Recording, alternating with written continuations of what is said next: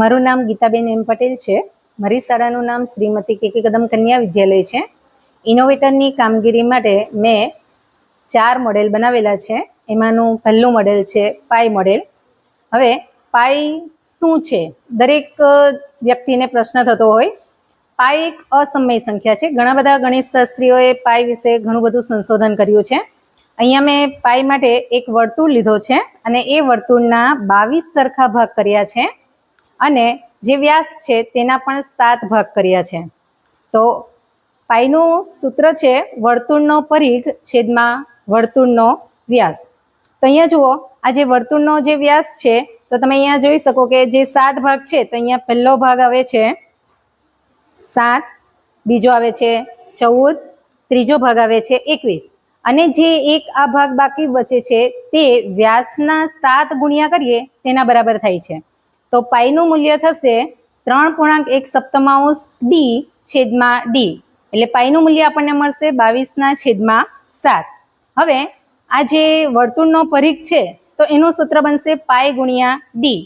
તો પાઈ વર્તુળનો પરિઘ બરાબર 2πr. એટલે એના પરથી આપણને વર્તુળના પરિઘનું સૂત્ર પણ મળશે. આપેલ મોડેલ ત્રિકોણમિતીય ગુણોત્તરોનું મૂલ્ય દર્શાવતું મોડેલ છે. આ મોડેલ માટે સૌપ્રથમ આપણે એક્સ અક્ષ અને વાય અક્ષ આના ઉપર આપણે બિંદુઓ દર્શાવેલા છે. હવે અહીંયા જુઓ 0, 1, વર્ગમૂળમાં 2, વર્ગમૂળમાં 3, 2. એ જ પ્રમાણે વાય અક્ષ પર પણ 0, 1, વર્ગમૂળ 2, વર્ગમૂળ 3 અને 2 ને દર્શાવેલા છે.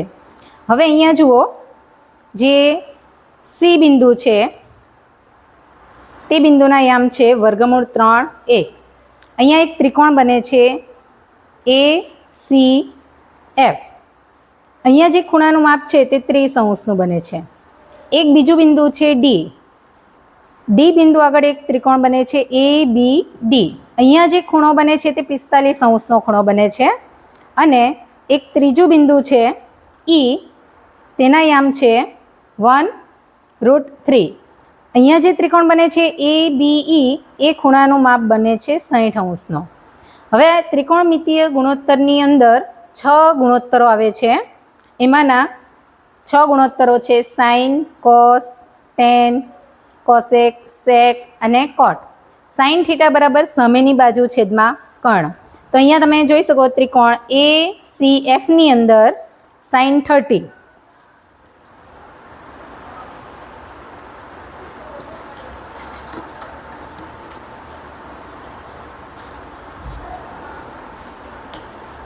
ત્રિકોણ ACF ની અંદર જે 30° ખૂણો બને છે તેની સામેની બાજુ છે તેનું માપ છે 1 અને કર્ણનું માપ છે 2. તો સાઇન 30 ની વેલ્યુ આવશે 1/2. કોસ 30 છે તો એની સૂત્ર છે પાસેની બાજુ છેદમાં કર્ણ. પાસેની બાજુનું માપ છે વર્ગમૂળ 3 અને કર્ણનું માપ છે 2. તો કોસ 30 ની કિંમત થશે વર્ગમૂળ 3/2. તે જ પ્રમાણે ટેન 30 છે તેનું સૂત્ર છે સામેની બાજુ છેદમાં પાસેની બાજુ. તો તેની કિંમત છે 1 અને વર્ગમૂળ 3. તો ટેન 30 બરાબર થશે 1/3. તે જ પ્રમાણે કોસેક 30 કર્ણના છેદમાં સામેની બાજુ. તો કર્ણનું માપ છે 2 અને સામેની બાજુ છે 1. તો એની વેલ્યુ થશે 2. સેક 30 તેનું સૂત્ર છે કર્ણના છેદમાં પાસેની બાજુ. કર્ણનું માપ છે 2 અને પાસેની બાજુનું માપ છે વર્ગમૂળ 3. તો એની વેલ્યુ થશે 2/3. કોટ 30 તેનું સૂત્ર છે પાસેની બાજુ છેદમાં સામેની બાજુ. પાસેની બાજુ છે તેની કિંમત છે વર્ગમૂળ 3 અને સામેની બાજુ છે તે 1. એટલે કોટ 30 ની કિંમત થશે વર્ગમૂળ 3. એ જ પ્રમાણે આપણે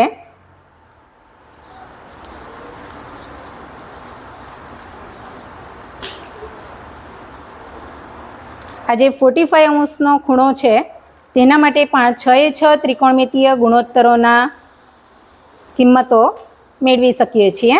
અને એ જ પ્રમાણે 60° ખૂણા માટે પણ આ બધા ત્રિકોણમિતીય ગુણોત્તરો છે તેની કિંમતો મેળવી શકીએ છીએ.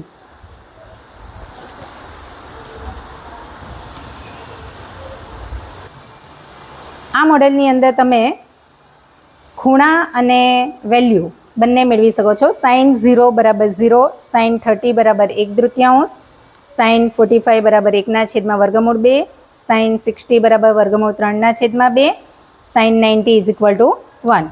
એ જ પ્રમાણે cos, tan, cosec, sec અને cot દરેક ત્રિકોણમિતીય ગુણોત્તરોના મૂલ્યો મેળવી શકો છો. હવે આ મોડેલની અંદર તમે સાઇનનો વ્યસ્ત છે તે કોસેક છે, કોસ થીટા છે તેનો વ્યસ્ત સેક થીટા છે અને ટેન થીટા છે તેનો વ્યસ્ત કોટ થીટા છે.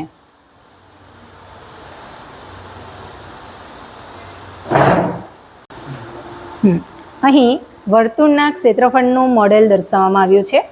તો સૌપ્રથમ વર્તુળ એટલે સમતલના કોઈ નિશ્ચિત બિંદુથી અચળ ધન અંતરે આવેલા તમામ બિંદુઓના જે ગણ છે તેને વર્તુળ કહેવામાં આવે છે.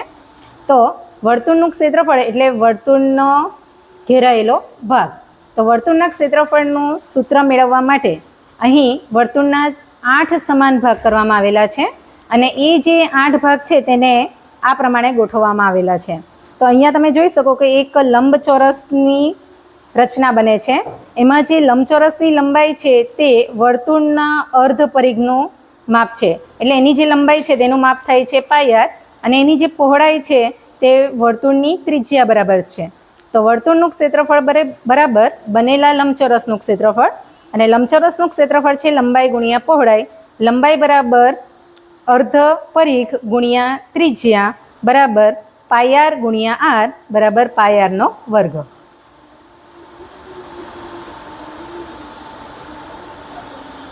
અહીં શંકુનું મોડેલ દર્શાવવામાં આવ્યું છે. અહીં તમે જોઈ શકો કે જે શંકુને ખોલી દઈએ તો આ પ્રકારનો ભાગ જોવા મળે છે અને શંકુને ધારો કે પેક કરી દઈએ તો અહીંયા તમને શંકુ જોવા મળશે. હવે શંકુનો જે પાયો છે તે વર્તુળાકારનો છે. હવે શંકુના આપણે 6 સરખા ભાગ કરેલા છે અને એ જે ભાગ છે તેને આ પ્રમાણે ગોઠવેલા છે. અહીંયા તમે જોઈ શકો કે જે લંબચોરસ બને છે તેની અંદર એની જે લંબાઈ છે તે વર્તુળના પરિઘનો અર્ધ ભાગ છે અને જે પહોળાઈ છે તે અહીંયા જે શંકુ છે તેની ત્રાસી ઊંચાઈ બને છે. તો શંકુનું ક્ષેત્રફળ બરાબર બનેલા લંબચોરસનું ક્ષેત્રફળ એટલે કે લંબાઈ ગુણ્યા પહોળાઈ. લંબાઈ છે તે પરિઘનું અડધું છે અને પહોળાઈ છે તે ત્રાસી ઊંચાઈ છે. તો 1/3 ગુણ્યા 2πr ગુણ્યા l બરાબર પાય r l. તો શંકુનું ક્ષેત્રફળ બનશે અહીંયા પાય r l.